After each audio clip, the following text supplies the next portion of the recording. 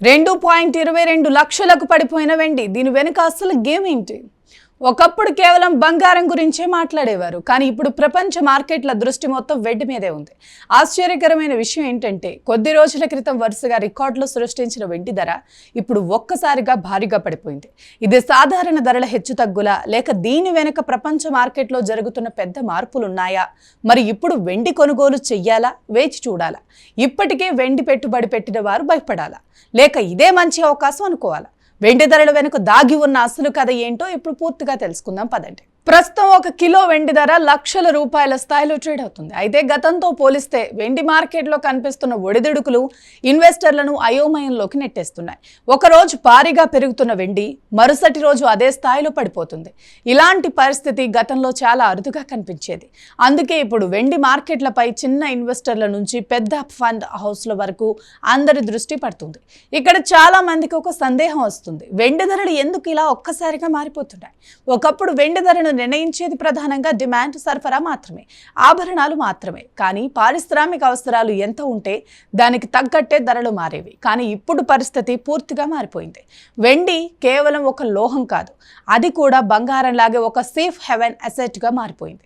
అంటే ప్రపంచంలో అనిశ్చితి పెరిగినప్పుడు ఇన్వెస్టర్లు బంగారంతో పాటు వెండిని కూడా కొనుగోలు చేస్తున్నారు. అందుకే ఇప్పుడు బంగారం ధరల కదలికలను అనుగుణంగానే వెండి కూడా స్పందిస్తోంది.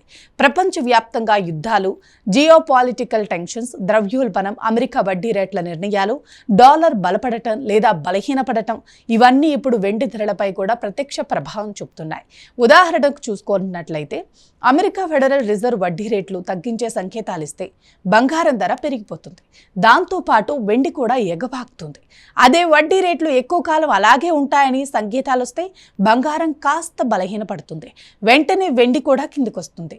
కానీ వెండి విషయంలో మరో ప్రత్యేకత కూడా ఉంది. బంగారం ప్రధానంగా పెట్టుబడి కోసం కొనుగోలు చేస్తే, వెండి మాత్రం పెట్టుబడితో పాటు పరిశ్రమల్లో కూడా భారీగా ఉపయోగిస్తున్నారు. అందుకే దీనిని ఇండస్ట్రియల్ మెటల్ అని కూడా పిలుస్తున్నారు.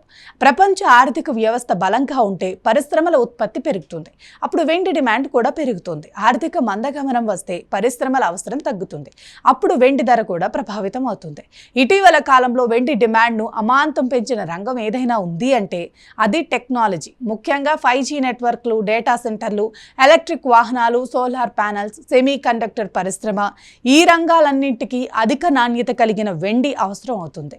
ప్రపంచవ్యాప్తంగా డేటా వినియోగం పెరుగుతోంది. ఆర్టిఫిషియల్ ఇంటెలిజెన్స్, క్లౌడ్ కంప్యూటింగ్, భారీ సర్వర్ నెట్వర్క్లు వేగంగా విస్తరిస్తున్నాయి. వీటిలో ఉపయోగించే అనేక ఎలక్ట్రానిక్ భాగాల్లో వెండి కీలక పాత్ర పోషిస్తుంది. అందుకే ప్రతి సంవత్సరం పరిశ్రమల నుంచి వెండి డిమాండ్ కొత్త రికార్డులే సృష్టిస్తోంది. ఇక్కడే మరో ఆసక్తికరమైన విషయం ఉంది. డిమాండ్ పెరుగుతున్నా వెండి ఉత్పత్తి మాత్రం అదే వేగంతో పెరగటం లేదు. కొత్త గనుల అభివృద్ధికి సంవత్సరాలు పడుతుంది. ఇప్పటికే ఉన్న గనుల్లో కూడా ఉత్పత్తి పరిమితంగానే ఉంది. అంటే మార్కెట్లో కొనేవాళ్ళు ఎక్కువ, సరఫరా తక్కువ. సాధారణంగా ఇలాంటి పరిస్థితుల్లో ధరలు పెరగాలి. అందుకే దీర్ఘకాలంలో చాలా మంది విశ్లేషకులు వెండిపై ఆశావహ దృక్పథాన్ని వ్యక్తం చేస్తున్నారు. అయితే అలా ఉంటే ధరలు ఇప్పుడు ఎందుకు పడిపోతున్నాయి? దీనికి కారణం లాభాల స్వీకరణ కూడా కావచ్చు.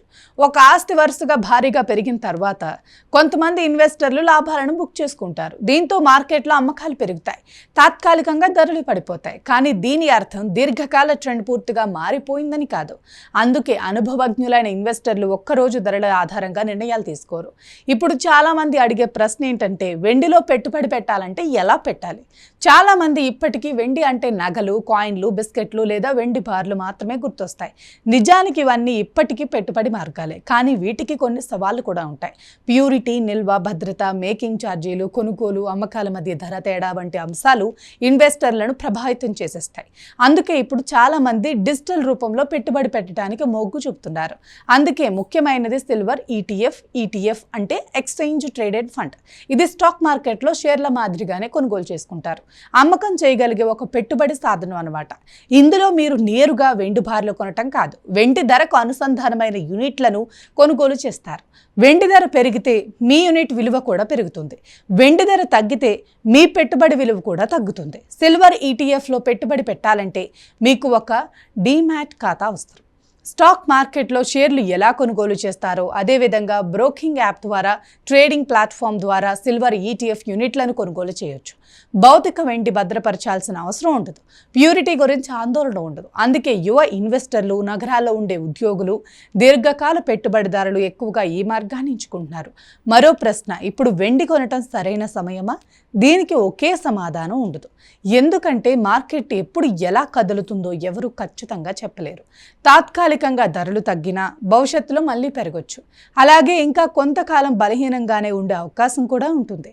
కాబట్టి పెట్టుబడి నిర్ణయాలు మీ ఆర్థిక లక్ష్యాలు, రిస్క్ భరించే సామర్థ్యం, పెట్టుబడి కాల పరిమితి ఆధారంగానే తీసుకోవాలి. ఒక్కరోజు ధరల మార్పు చూసి తొందరపడి కొనటం లేదా అమ్మటం సరైన విధానం కాదు. ఇంకో ముఖ్యమైన విషయం, వెండి ధరలను ప్రభావితం చేసేది కేవలం అంతర్జాతీయ మార్కెట్ మాత్రమే కాదు, భారత రూపాయి విలువ కూడా కీలక పాత్ర పోషిస్తుంది. అంతర్జాతీయంగా వెండి ధర స్థిరంగా ఉన్న రూపాయి డాలర్తో పోలిస్తే బలహీనపడితే భారత మార్కెట్లో వెండి ధర పెరగొచ్చు. అదే రూపాయి బలహీనపడితే దేశీయ ధరలు కొంత తగ్గొచ్చు. అందుకే దేశీయ మార్కెట్ను అర్థం చేసుకోవాలంటే అంతర్జాతీయ ధరలతో పాటు కరెన్సీ కదలికలను కూడా గమనించుకోవాలి. ప్రస్తుతం ప్రపంచవ్యాప్తంగా గ్రీన్ ఎనర్జీ ప్రాజెక్టులు, సోలార్, విద్యుత్, ఎలక్ట్రిక్ వాహనాల ఉత్పత్తి, అధునాతన ఎలక్ట్రానిక్స్ తయారీ వేగంగా పెరుగుతున్నాయి. ఈ రంగాలన్నింటిలోనూ వెండి కీలక ముడి పదార్థం.